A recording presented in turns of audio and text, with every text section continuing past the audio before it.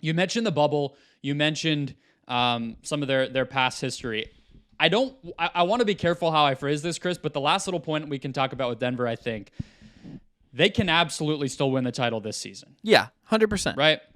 And their identity's not different, which I think you've been pointing out as we've been having this conversation. Like, any of the worries we have, we knew Jamal Murray was coming off an ACL. We knew their defense was suspect on October 1st. This is not like a revelation about their team. Nothing is in March. We're not learning new things about teams. We're just seeing how it plays out. But I do think it's fair to wonder, not if they missed their window, which is a dumb phrase, because if you have great players, your window's always open. Did we think Steph's window was going to be a decade? I don't think so. Now here he is. He won a 4th title, right? So you have Jokic. You have great players around him. Your window's always going to open. Was it their best window around the time of the bubble? Because I just want to remind you and people listening, whatever, of what they had on this roster at previous points of this Jokic era. That bubble season, they have Paul Millsap, who's like the tail end of his prime, and Jeremy Grant in the starting lineup. They have Monte Morris, Will Barton, Michael Porter Jr., Torrey Craig, and Bol Bol off the bench. Bol Bol, who they had for a while and just never really used. He dealt with injuries and stuff too, but they never really touched him. They also had, at the beginning of that season, Malik Beasley and Jared Vanderbilt on their team, who they traded for basically cap relief and a pick that became Zeke Naji. Awful trade. And then 2021, at the deadline, we all know, they get Aaron Gordon. Smart trade, didn't cost them a ton. They had Isaiah Hartenstein, which I think people forget. He was hurt by the time the playoffs roll around, as was everybody. Still have Bol Bol, still have Monte Morris, still have Will Barton, all coming off the bench. Most of those players were healthy come playoff time. I would say both of those rosters would not have been going into the playoffs thinking if Christian Brown can just X, we'll be fine. Those were deep rosters. Those were more balanced offense and defense, I think, rosters. Even like, how much would the Nuggets kill to have Torrey Craig right now, who's not even like an awesome, amazing role player, but just a body who's big, who can, make plays, play smart defense. They would kill for that, and they don't even have that. It's weird how this stuff changes when your best players get more expensive and time just kind of goes by. The injuries screwed them, and now they're stuck with the best Jokic season I think they've had, potentially on offense at least, but a bunch of question marks around it because they just didn't get it when they really had the most talent that they could have had. Yeah, and I think this is a reminder that if you feel like you have a window, and I understand like luxury tax stuff and all of this and like rich people problems, but like just like keep as many of the good players as you can.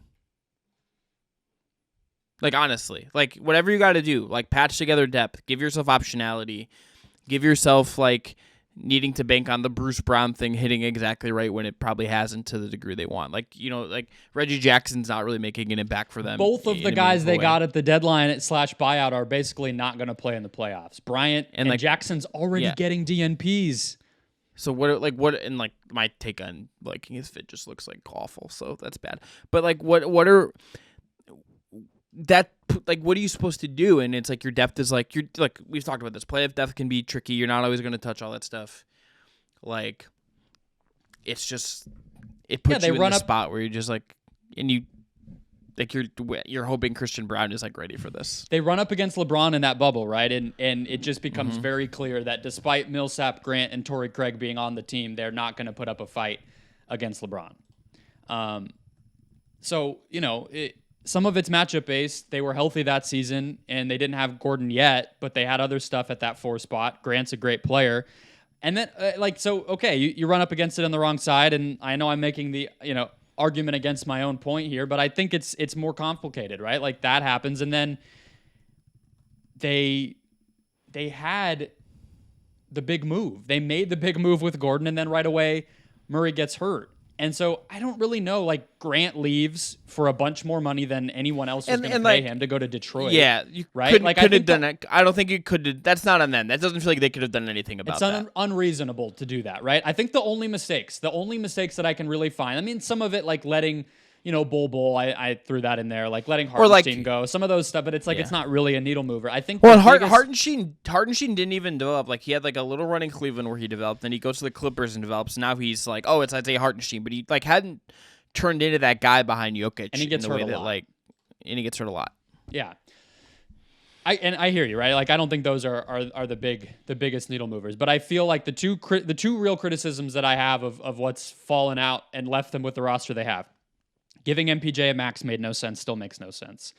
And trading Beasley and Vanderbilt for basically nothing just to get off of salary. I know Vanderbilt wasn't yet what he is now, but he had the makings of that. You know, the draft nerds have always loved him. He's always been this toolsy athletic player, and Beasley's just a killer shooter that we just saw be a major piece 4 years later, still at a trade deadline where he just still has that one skill, and it is still very valuable. And all they basically get is cap relief and a backup center that they drafted. That one really screwed them. You know how great they'd be if they had Malik Beasley and Jared Vanderbilt in 2023? That we'd be like, okay, they're winning the title. It's over. Yeah, you know? They had one of them, and you'd feel like just better about it. Yeah, just one of them. Also, those guys I hope they get traded together for the rest of their careers as a package just like deal. a buddy. Yeah. So, Brendon, let me ask you this. We'll end on this. Where would you have them in your West title contention sphere after all of this, after this whole conversation? I would have them second behind Phoenix. Yeah, I think I'm in the same spot.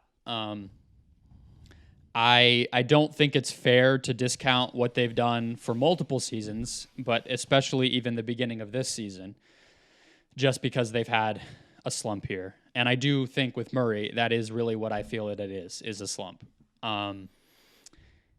So they're still second, but even then, they have some holes that we knew were always going to be there. And if you get the best version of some of these secondary contenders in the West, like Memphis, Dallas, Golden State, Clippers, let me put it this way.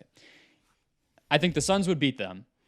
I think that I would pick them probably to beat any of the other teams, but I don't think any of those series are going less than 6 games. It's not going to be easy for them to beat a lot of these teams because of the limitations that they have. And then you put yourself at risk of an injury goes the wrong way, a game goes the wrong way, and all of a sudden you did lose. I think that's perfectly said as an end cap.